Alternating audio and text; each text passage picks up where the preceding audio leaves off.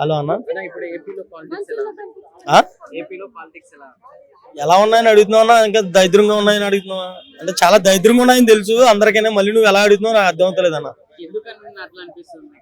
ఎందుకంటే అన్న, సీఎంఏ దొంగ, తర్వాత మిగతా వాళ్ళందరూ దొంగలు అవ్వకపోతే ఏమవుతారు?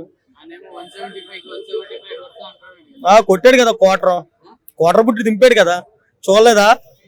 లేదన్నా మరి మరి ఇంకే మరి వై నాట్ 175 అంటే క్వార్టర్ బుట్టి అని. అది అది ఎంతో తెలుసా రేటు? 280 రూపాయలు అంట. డ్రైనేజీలో పారపోసేది కూడా 280 రూపాయలకి అమ్ముతున్నాడు. చాలా సీనియర్స్ చాలా మంది ఒక్కొక్కరిగా రాజీనామాలు చేస్తున్నారు. దానికి గల కారణాలు ఏమైనా తెలుసా? తెలుసన్న, Jagan sadism, first psychoism, mentalism, తర్వాత ఇలా ఓడిపోతానన్న భయం, టిక్కెట్కి డబ్బులు ఎట్లేని భయం. ఎందుకంటే ఇప్పుడు జగన్ దగ్గర టిక్కెట్ కొనాలంటే 50 కోట్లు పెట్టాలంట.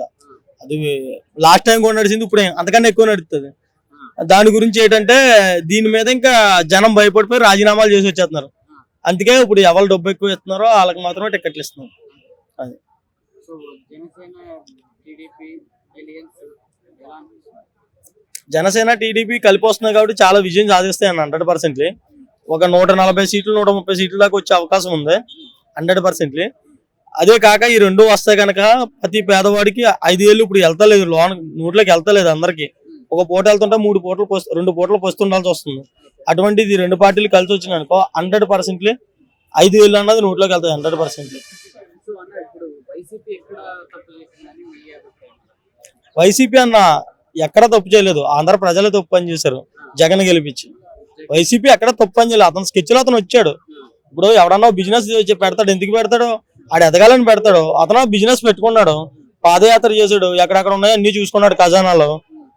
మన బాగుమతి సినిమాను చూడు, ఆడ సీఎం క్యాండిడేట్ మొత్తం ఏం చేస్తాడు? అన్ని ఎదుర్కొన్నాడు. పురాతనం గుళ్ళోకి అన్ని వెళ్తాడు, ఎకరాలన్నీ దెబ్బపోతాడు, డబ్బు చేసుకుంటాడు. ఇతను అలాగే ఎక్కడెక్కడ కొండలు ఉన్నాయా, ఎక్కడెక్కడ ప్లేస్లు ఉన్నాయా, ఎక్కడెక్కడ జనం గొర్రెల కింద ఉన్నారా అని చెప్పి అలా చెప్పుకుంటా వచ్చేసి తీసుకున్నారు. దాన్ని బట్టి అలా జరిగింది. ఆంధ్ర వాళ్ళకి ఇంకోటి కూడా, నవరత్నాలను 9 పథకాలు పెడుతున్నాడు కదా. ఈ 9 పథకాల వల్ల ఎన్ని పథకాలు క్యాన్సిల్ అయినాయో ఒకసారి చూసుకోండి. కావాలంటే చూసుకుంటే 275 పథకాలు క్యాన్సిల్ అయిపోయినాయి. అవి ఎవ్వరికి పట్టించుకుంటాలా.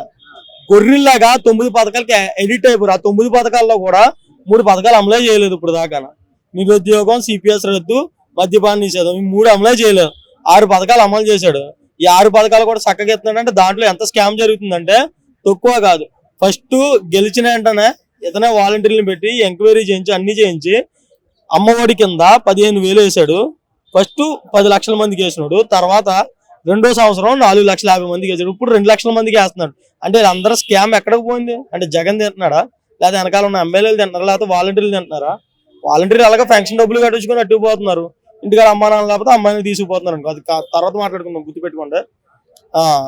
మరి ఎలా ఉంటది మరి? మన జగన్ తప్పు చేసాడు, ప్రతిదీ కూడా తప్పే చేస్తున్నాడు. అది ఏది కరెక్ట్ చేసాడో ఒకసారి చెప్తే. జనసేన 140 కొడుతుంది అని మీరు అంటున్నారు. అందులో సీఎం క్యాండిడేట్ గా ఎవరు ఉంటే బాగుంటుంది? అన్నా నాకైతే పవన్ కళ్యాణ్ గారు సీఎం క్యాండిడేట్ గా ఉండాలని మేము కోరుకుంటాం అన్నా. మరి దీనికి టీడీపీ సహకరిస్తుంది అంటే ఎవరికి ఎక్కువ సీట్? పవన్ కళ్యాణ్ గారు కూడా క్లారిటీ ఇచ్చారు కదా మీకు, మీరు నా వెనకాల ఉండండి, నా వెనకాల ఉండి నాకు ఎక్కువ సీట్లు రప్పించారు అనుకో నేనే సీఎం క్యాండిడేట్, వాళ్ళకి ఎక్కువ సీట్లు వస్తే వాళ్ళే సీఎం క్యాండిడేట్. మీరు దీంట్లో లచ్కులు దుప్పటి కింద చేతులు పెడతాలో, బెంచ్ కింద చేతులు పెట్టి లంచాలు తీసుకుని ఏమీ లేవు. వాటిల్లో రూమ్ బుక్ చేసుకుని మాట్లాడుకుంటే ఏమీ లేవు. డైరెక్టర్ ఎవరికి ఎన్ని ఎక్కువ సీట్లు వస్తే వాళ్ళదే మాత్రమే అని చెప్పారు కదా డైరెక్టర్. అది